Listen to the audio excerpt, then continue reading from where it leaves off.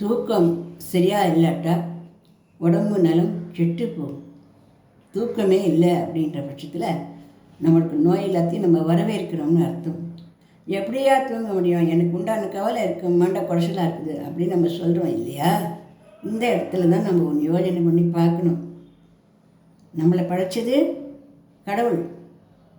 நம்ம இந்த பிரச்சனைகளை அல்லாடும்படி அந்த கடவுள் ஒரு நாளும் விடாது. நம்ம தான் என்ன பண்ணுறோம், அந்த பிரச்சனையை நினச்சி நம்மளை வருத்திக்கிறோம். அந்த மாதிரி வருத்திக்க சொல்லலை யாருமே, கடவுளும் சொல்லலை. பிரச்சனைகள் நிறைஞ்சது தான் உலகம், கஷ்டங்கள் நிறைஞ்சது தான் வாழ்க்கை.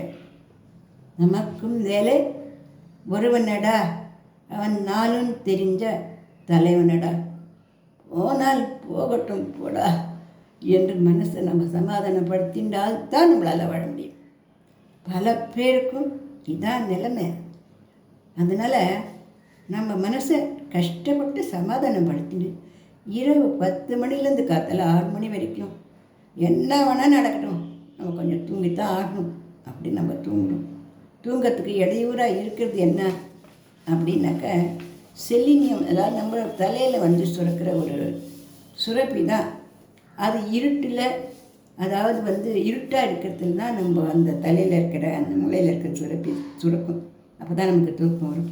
அதனால் எல்லா லைட்டையும் நல்லா ஆஃப் பண்ணிவிட்டு மெலீஸாக பச்சை கலரில் ஒரு சின்ன உலக்கை போட்டுட்டு, அதாவது நைட் லேம்ப்னு சொல்லுவாள், அந்த மாதிரி போட்டுட்டு மெலீஸாக ஏதான ஒரு இசையை கேட்டுண்டு நம்ம மகிழ்ச்சியாக தூங்க ஆரம்பிக்கணும்.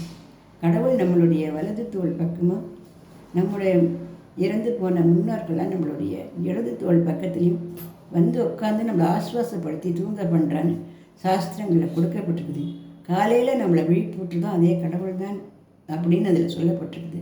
அதனால் கடவுள் நம்பிக்கை இருக்கிறவா கடவுள் நம்பிக்கை இல்லை, கடவுள் நம்பிக்கையாக எனக்கு இல்லை அப்படின்னாலும் கூட நமக்கு எல்லாம் நல்லபடியாக நடக்கும். எப்படி நமக்கு மேலே ஒன்று இருக்குது, அது நம்மளை விட்டுறாது. ஏதோ ஒரு சில சமயத்தில் நம்ம தடுக்கிக்கிறோம், அவ்வளோதான். என்ன பண்ண முடியும், நம்மளை கொஞ்சம் நம்ம சமாளிச்சுட்டு தான் ஆகணும். ஏன்னா நம்ம எல்லாருமே பாவமாக புண்ணியம் பண்ணிட்டுனால தான் இந்த உலகத்தில் வந்து பறக்கணும். புண்ணியமே பண்ணியிருந்தா நம்ம சொர்க்கத்திலே உட்காந்துருப்போம், இங்கே வந்து பறக்க போகிறதில்ல. பாவமே பண்ணியிருந்தால் எங்கேயோ பாவலோகத்தில் அடிபட்டு ஜெசிக்கிட்டு உட்காந்துருப்போம். அதனால் நம்ம பாவமும் பண்ணியிருக்கோம், புண்ணியமும் பண்ணியிருக்கோம், இந்த அருமையான உலகத்துக்கு வந்திருக்கோம். இங்கே ஆட போகிறது ஒரு சில வருஷங்கள் தான். அதனால் இதுவும் ஒன்றும் நிரந்தரமான இடம் இல்லை நமக்கு. அதனால் எந்த துக்கமும் நிரந்தரம் இல்லை, எந்த சந்தோஷமும் பெரிய அற்புதங்கள் இல்லை. இதை நல்லா மனசில் சம துக்க கிருத்தம் அப்படின்னு பகவான் பகவத்கீதையில் சொல்லியிருக்க மாதிரியா நம்ம மனசை வந்து சுகம் வந்தாலும் துள்ளி குதிக்காமல், துக்கம் வந்தாலும் உடச்சி போகாமல் கண்டிப்பாக நம்ம பார்த்துட்டே ஆரம்பி. அதுவாக உசுறு போகிற அன்றைக்கி போகட்டும். நம்ம மனசு உடஞ்சி போய் பைத்தியமாவோ கொண்டாடமாவோ வேதனையாலேயோ நம்ம சாக வேண்டாமே.